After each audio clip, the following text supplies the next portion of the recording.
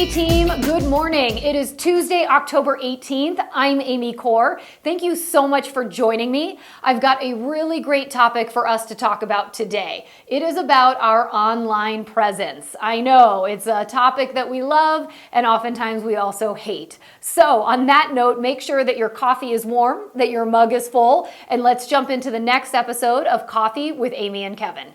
So I know, our social profile, our online profile, it's something that we know is super important. It's something we should pay attention to, but oftentimes it does fall to the wayside when we get really busy in our business. So now here we are, October, right? We're taking a look at business planning, thinking about looking ahead into 2023. But right now in October, for many of us, for a lot of us, the market has slowed down a little bit, which, we can get nervous about, or we can recognize that this is a time and an opportunity to work on some of the things that are on our to-do list that we usually never get to. And I know for many of us, our online profile is one of them. So I want to just touch on a couple of tips today that you can listen to and hopefully quite easily be able to put into practice or get into motion for your own business. The first thing that I want to touch on is your Google business profile. Now, if you're sitting there thinking, Amy, I don't even know what that is, that's okay. A Google business profile is something as real estate agents, we all should make sure we have. It is very easy to set up. In order to do it, you simply go to Chrome or to a web browser, and in that web browser, which is usually defaulted Google, you go in and you simply type my Google business profile.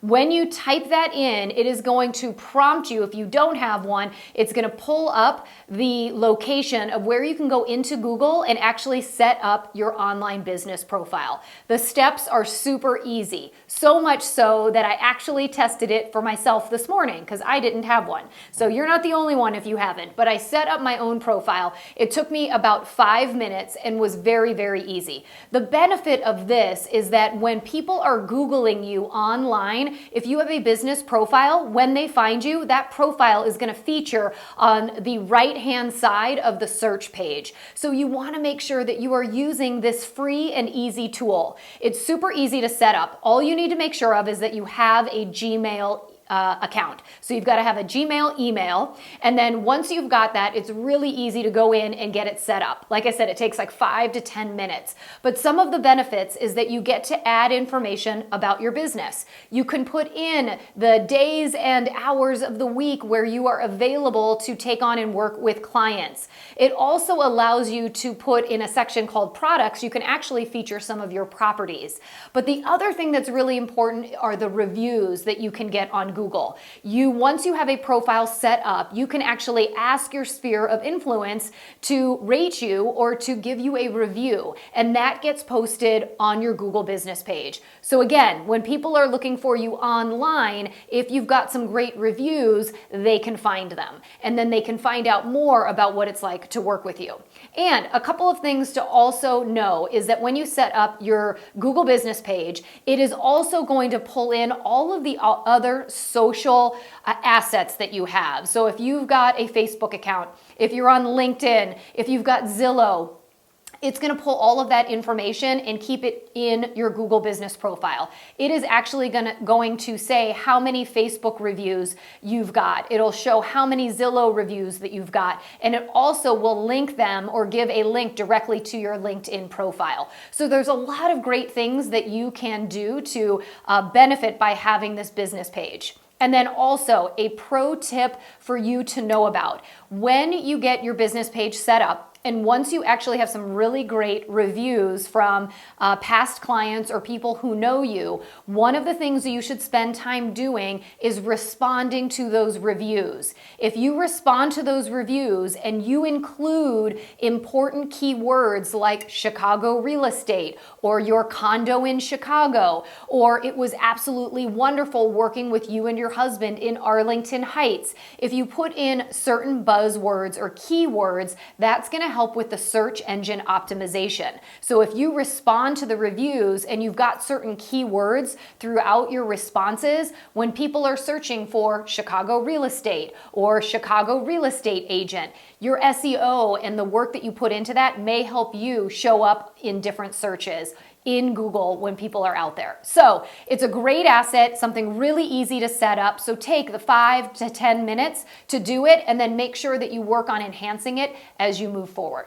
All right, second tip I want to give you is about Realtor.com. I was talking with one of our local coaches, and she had mentioned that it is really hard for people to oftentimes get testimonials or reviews posted directly on Realtor.com. But she actually gave me a hint and said what you need to do is if you go into your profile on Realtor.com, underneath your profile, there is a sub-tab called Recommendations.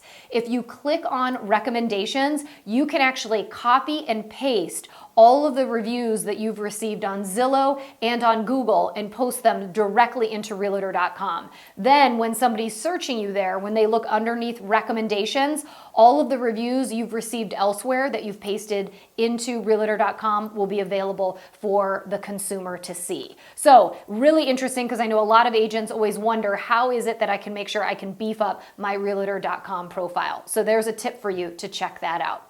And then the last thing I want to talk about is, what if you're sitting there and saying, gosh, I really don't have a lot of testimonials or reviews? That's okay, but it is an art form that agents always have to work on, because oftentimes we've done such a great job for our clients, and some of them will automatically write an amazing review because they've appreciated what you've done. But a lot of times we don't get those reviews, and we actually have to take the time and the step to ask for them. So take the time and ask for them right now as you are sitting here in the fall, as you're thinking about your business, if you have a little bit of time, you can actually put together an email template that you can send out to clients and just ask them.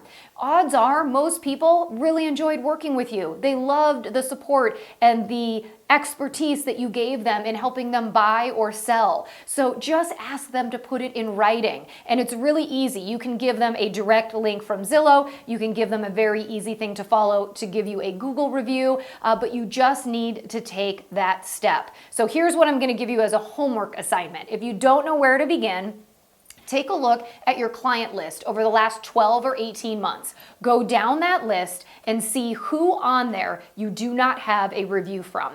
Then I want you to take the step to craft the email and send it out and ask them to take the time to provide a review or a testimonial, however you want to phrase it. I guarantee that they are going to take the time and get one back to you. You've got to take the time to nurture your business and make sure that your online profile is really showing the amazing professional that you are, right? We've talked about 2023 being competitive, so let's make sure you've got the leg up and make sure that your online profile is awesome. All right? So I hope you have a great Tuesday, make it a great week, and we'll look forward to seeing you next Tuesday. But until then, remember, you got this.